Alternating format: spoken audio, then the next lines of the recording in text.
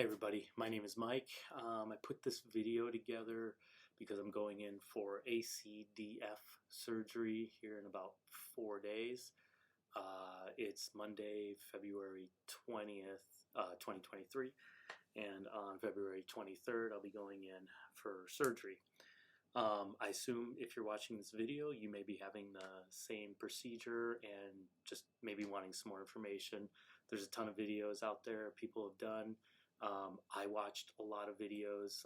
Just like you, I was curious to see how people responded to the surgery and whether they thought, it was worth doing or they felt good about doing it.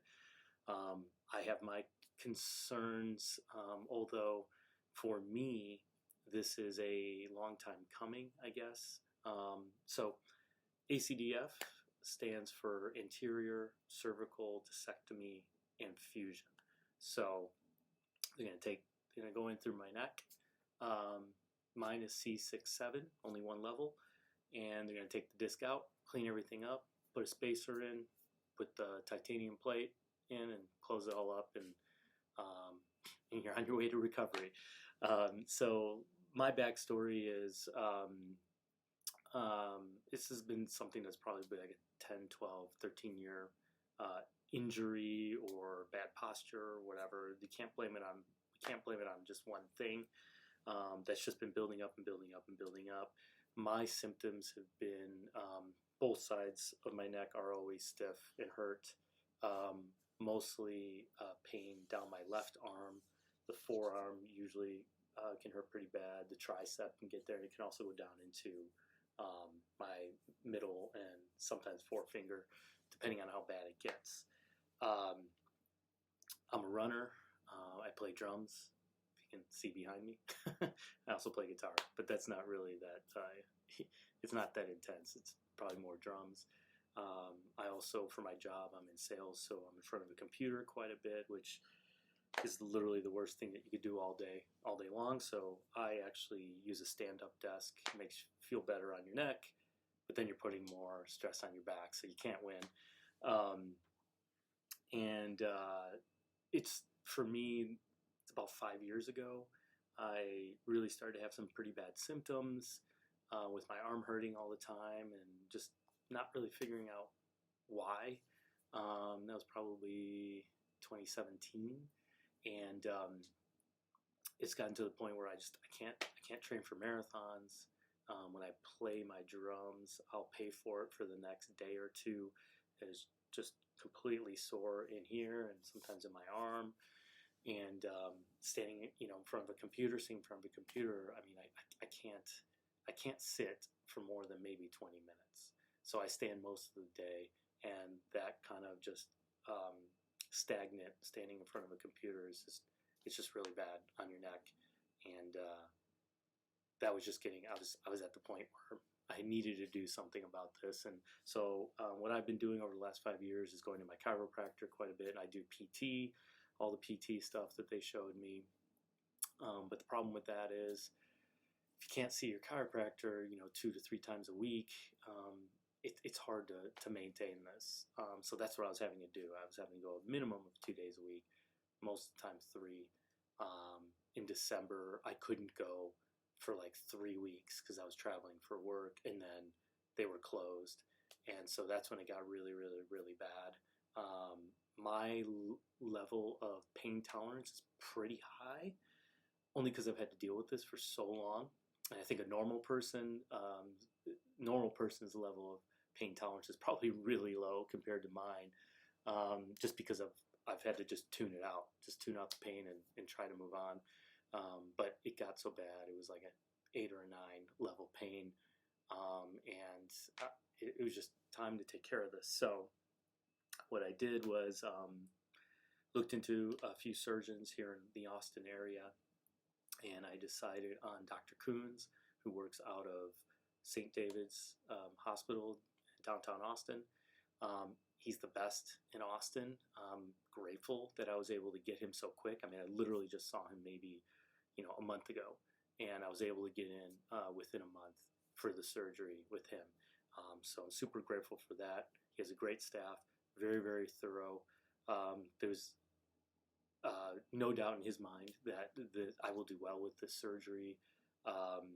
And what I liked about him is he didn't push me. He said, whenever you're ready. And I was like, dude, I'm ready. I've had 5 years to contemplate this. So I really like him and his staff, and I think everything's going to go great.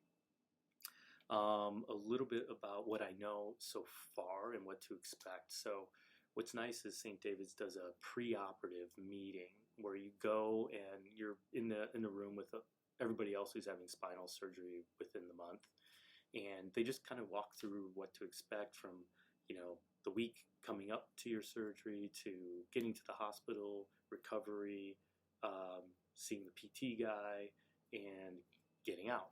So I'll be there overnight, just one night, and you get to see the PT guy in the morning, and they kind of just show you, if you got stairs in your house, or mainly getting out of bed, things like that. They help you through, so that way it's not as much of a struggle when you get home. Also, you go to your pre-op testing, which I just did that just a few days ago, about 3 or 4 days ago. So they take blood, they do EKG, they're just doing a bunch of tests. They do a PCR test, which is not a COVID test. I don't really know what it's testing for because the girl couldn't even tell me what it was testing for. So I know it's just a precaution. They also give you this antibacterial soap that you're supposed to shower with. They tell you to shower with it 5 days before your surgery and to not wear deodorant. And I was like, that doesn't sound right. So, of course, I called the physician's assistant for Dr. Coons, and I asked her about it. And she just said, do it the night before, shower with it the night before, in the morning of the surgery, and you're good to go. So, and it's really just to avoid infections and just keep everything as sterile as possible, even though they're going to clean the area, very thoroughly before they make any incisions or anything like that. They also give you this carbohydrate drink, which you're supposed to drink about 3 hours before the surgery. And I also called and asked about that and said, hey, this doesn't sound right to me, because usually you don't want anything in your stomach when you have a surgery. And they said they do use that for longer surgeries, but mine's only going to be about an hour, maybe a little bit over, hour and a half max. But I'm only doing one level, C6-7. So she said I don't need to do the carbohydrate drink. So anyway, if the hospital's telling you to do that, follow their instructions, but maybe check with your surgeon and his staff just to make sure, because there's been a few other things too that I think they're overly cautious, and my surgeon staff, had said it's kind of unnecessary, like to not wear deodorant for a week doesn't make a whole lot of sense. So we're good there. Also, a little tip, since I go to the chiropractor so much, I also have lower back issue, which isn't as bad because my chiropractor is so good. But you can do chiropractic up until the day of the surgery. It's not going to affect anything. So I'm definitely going to go over the next couple of days, take advantage of that, because I won't be able to go. You got to wait about 6 weeks, even if you're just doing your back and it's not related to a neck adjustment. They want you to wait 6 weeks to go. So for me, that's a long time. And I know I won't be doing a whole lot. You can't lift anything over the weight of a gallon of milk. So I won't be doing a whole lot, but honestly, if you have any other spine issues or back issues or anything, you know as well as I do, you never heard it doing something strenuous. It's usually something stupid like getting out of bed or twisting the wrong way, and that's usually when you tweak your back. So that's making me a little bit nervous, but I'm just gonna have to try and be careful and suck it up, I guess. What else? So I think those are the main things I wanted to just kind of get out there. Again, if you're looking into this surgery, for me, I feel like it was just time for me to just do this. It's never going to get any better. The disc isn't going to magically go back in. It's just going to keep bulging and getting further out. And for me, most of my problem is that it's pushing on the the nerve stem that goes out to my left side. I do have some stenosis. I'll try to see if I can do a picture of the MRI on the on this video. But I have some stenosis, but I still have fluid there, so he's not really that concerned about that. But I think because I've waited about 5 years, this is a good time to do it. I'm 50 years old, and I'd like to get back to training and working out and playing my drums without having to pay for it for the next 2 days, and being able to do my job in sales and be in front of a computer and just have a lot less pain or issues. Although I have learned my lesson with posture.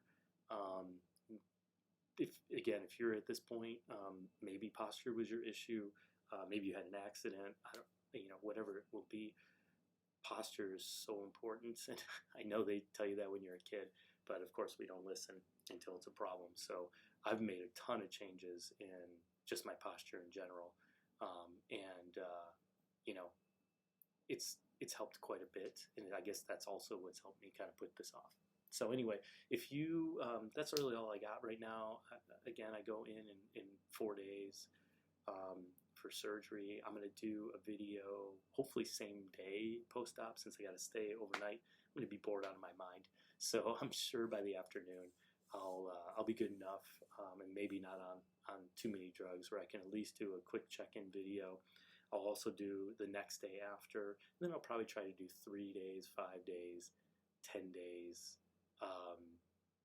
and then maybe month, 2 months, 3 months, because at the 3-month mark is really where you can get back to normal activity. 6 weeks of no lifting over 5 to 8 pounds, and then the second 6 weeks, I think 20 pounds is your max. So that's going to be tough for me, because I'm an active person, and not lifting stuff is just going to be, it's going to be hard to remember to not do it. And the activity piece is going to be tough for me, although they do say that you should be walking every day, which I will absolutely take advantage of, because I need to move around, and so that's going to probably be the highlight of my days, is just getting out there and going for a walk. I'd rather go for a run, but don't want to screw anything up. Anyway, leave some comments if you like, with any questions that you have. If you're just getting into the research stage of this of the ACDF surgery, and I will continue to post. Ask me any questions that you want. I'll try to answer them as I go through this, and hopefully this will make you feel a little bit better if you are looking into the surgery. So thanks for watching the video, and I'll talk to you guys soon.